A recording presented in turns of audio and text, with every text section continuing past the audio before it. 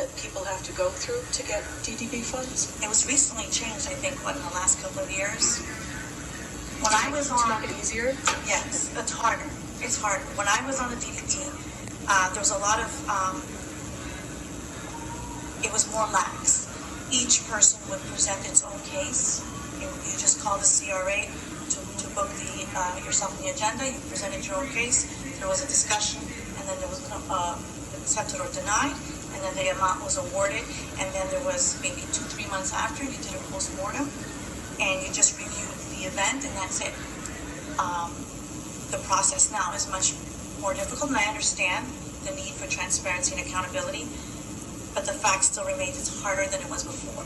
So some of the people who applied, let's say 4 years ago, are not applying this time around, and they've told me that it's just too hard. And that's their perception. And so it's all these little litigating factors and all these communications to me. I felt the need to speak for them.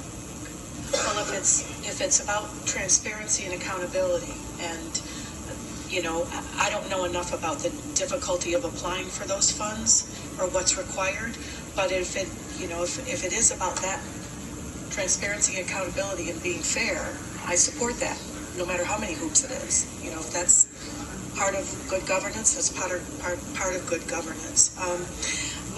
This computer is kind of temperamental, but didn't the DDB present their this balance sheet of the number of requests that they received and then the funds allocated? I'm trying to find it, but I don't want to lose this page. And to me, that's it. Thanks. But it looks like everything that was requested was granted except for like 2 or 3 I have highlighted, so I'll find it now. Now that I've got it here. And so I don't understand the problem. If people are, here we go, the budget, right? Yeah, there it is. And so there were a couple that somebody asked for. Oh, it was the DCMA, Downtown Clearwater Merchants Association, asked for 68,680, and they got 33,340 half, and then they got it another half, kind of the next month. Mr. Jennings, would you like to add? I know that you've mentioned several people. What has been conveyed to you? Yeah, very similar to what Councilmember Teixeira has discussed today, is that I have met with several business owners in the downtown who have explained to me that it has been difficult. I'm not so part of what I think is going on here is not exclusively with the DDB board. I think that there are some internal challenges that we've had as well with the CRA, and some of that we're trying to work through now. So, for instance, the DCMA had received a grant from the DDB board.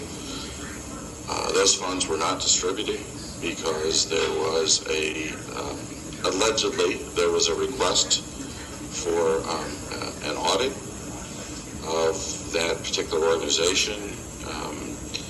None of us have been able to kind of find that request now, even though that it had been put out there, and so that there had been this request, hence the delay of funding the organization. So I think that there's a lot of different things that are going on here.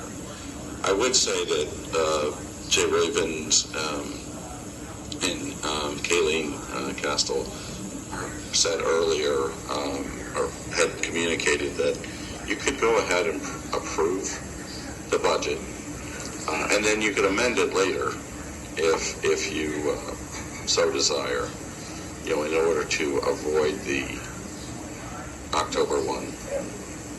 Okay.